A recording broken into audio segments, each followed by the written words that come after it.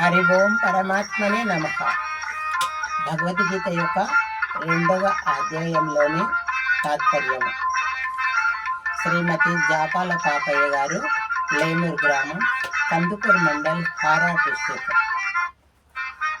తం తదా కృపయావిష్టం మస్తు పూర్ణకులేక్షణం విసీదమిదం వాక్య మువాచ మధుసూదన. సందేయ ఉవాస. కరుణాపూరిత హృదయుడై అర్జునుడు అస్తువులు నిండిన కన్నులతో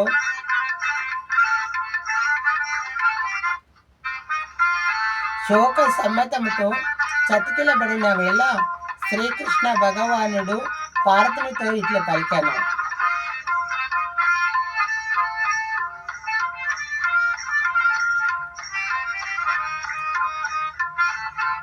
కుతస్మలకస్మలం విదం విషయమే సముపార్చితం అనార్దష్టమస్సర్గం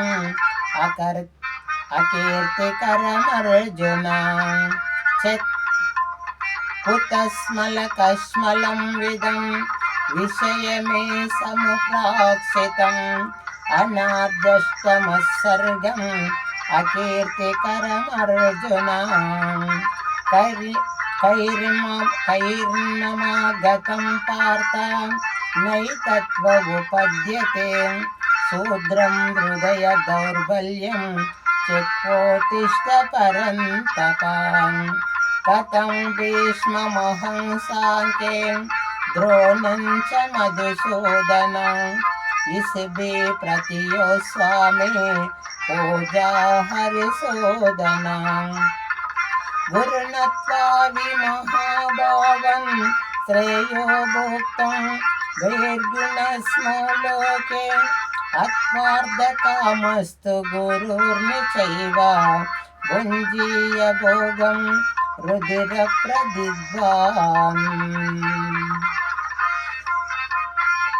రణరంగంలో అందరూ యుద్ధ సంసిద్ధులయ్యున్న ఈ తరుణంలో నీకు ఈ మోహము ఎక్కడ నుండి దాపరించినది అర్జున? ఇది నీలాంటి వీరులు చేయదగిన పని కాదు. స్వర్గం ఇచ్చినది కాదు, కీర్తినిచ్చినది కాదు. తగని సమయంలో నీకు పిరికితనమేలా?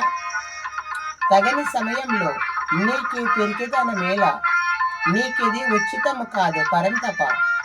శూద్రమైన నీ హృదయ దౌర్బల్యం వీడి యుద్ధమునకు సిద్ధమై ధనంజయ, యుద్ధమునకు సిద్ధము కమ్ము.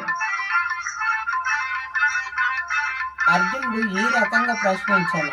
మధుసూదన, పూజ్యుడైన భీష్మ పితామహుని ద్రోణాచార్యులను యుద్ధమున ఎదిరించి నీరెట్లు పోరాడగలను? ఈ ఇరువురు నాకు పరమ పూజ్యులు. మహానుభావులైన గురుదేవులను చంపడానికి బదులు భిక్షమెత్తుకోనైనా జీవించడమే మేలు కృష్ణ. వీరిని చంపి రక్తశిథిలమైన రాజ్యమును భోగభాగ్యములను అనుభవించగలమా మాధవ? ఈ యుద్ధము చేయుట శ్రేయస్కరమా లేక చేయకుండా శ్రేయస్కరమా? ఈ యుద్ధమున వారిని మనము జయింతుమా లేక వారు మనలను జయింతురా? ఈ ధాతరాష్ట్రులను ఎదిరించి పోరాడుచున్నారు. వీరిని చంపి మనము హాయిగా జీవించగలమా మాధవ?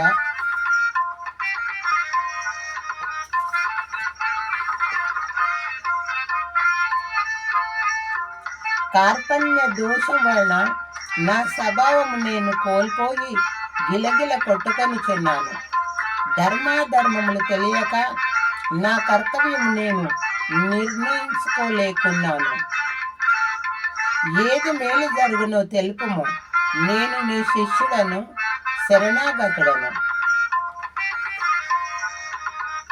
ఈ బాధ నా ఇంద్రియములను దహించి వేయుచున్నది.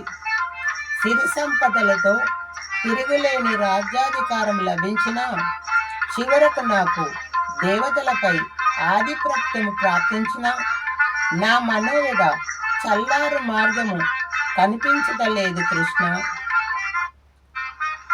సందేయ ఉవాచ, ఓ మహారాజా, ఆవేదన భరిత హృదయముతో కిన్నుడైన అర్జునుడు, కృష్ణ, ఈ చల్లారిన నా మనోవేద నన్ను పూర్తిగా నిర్వీర్యుని చేయుచున్నది.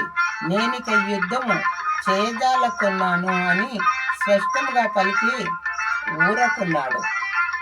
రణరంగమున ఉభయ సేనల మధ్యన శోక సమిగ్నుడై ఏమి చేయవలనో అర్థం గాక కొట్టుమిట్టాడుచున్న అర్జునుని చూసి శ్రీకృష్ణ భగవానుడు మందహాసముతో ఇట్లు పలికెను,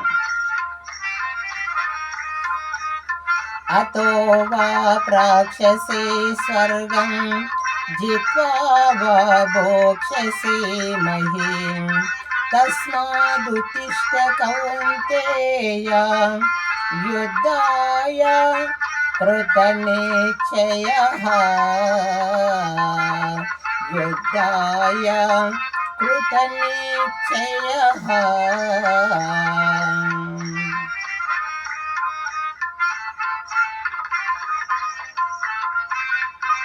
నత్వేహం జంతునాశం నత్వం నేమే జనాధిపా నచేవ నా బహుశామా సర్గేయవతమాపరం దేహినోస్మిన్ యదా దేహే కౌమారం యౌవనం జరః తదా దేహాంతర ప్రాప్తిః ధీర తస్న ముష్యతి. ఈ శ్లోకాలకు భావం. అర్జున, శోకింపదగిన వారి గురించి శోకించుచుంటివి, అంతేకాక పండితుని వలె మాట్లాడుచుంటివి. పండితులు ప్రాణము పోయిన వారి గురించి కానీ ప్రాణము పోవలసిన వారి గురించి కానీ శోకింపరు. అర్జున, నీవు కానీ నేను కానీ లేని కాలమంటూ ఎన్నడూ లేదు. ఇక ముందు కూడా మనము లేని కాలము ఉండబోదు. అన్ని కాలంలో మనమున్నాము. మన ఆత్మలు శాశ్వతమును. మన శరీరంతో మన ఆత్మలు నశింపవు. ఏ విధంగానైతే మన శరీరానికి బాల్యము, యవ్వనము, ముసలితనం ఎట్లో మరొక శరీరం లభించుట కూడా అట్లే ధీరుడైన వాడు ఈ విషయముల మోహం నందడు, వీటి గురించి ఆలోచించడు.